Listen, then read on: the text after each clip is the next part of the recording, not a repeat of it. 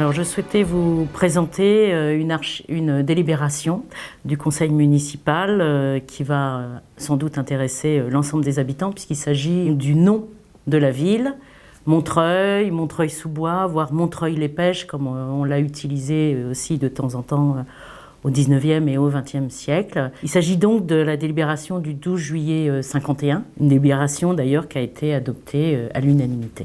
Ce qui montre l'importance du sujet pour les conseillers municipaux de l'époque. Au milieu des années 90, cette question de la dénomination de la ville était toujours d'actualité.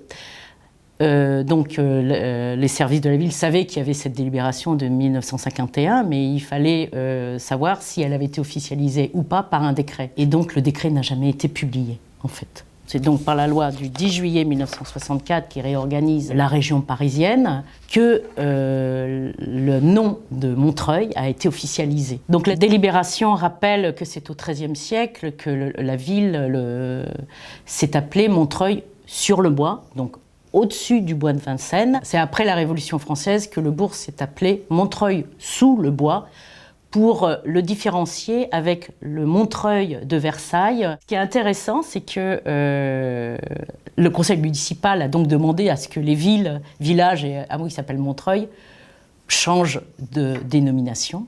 Et donc il a fallu pour certains attendre quelques décennies, puisque par décret du 12 septembre 2022, publié au journal officiel du 14 septembre 2022, la ville de Montreuil, dans le Pas-de-Calais, est devenue Montreuil-sur-Mer. Donc voilà, il a fallu attendre un peu de temps.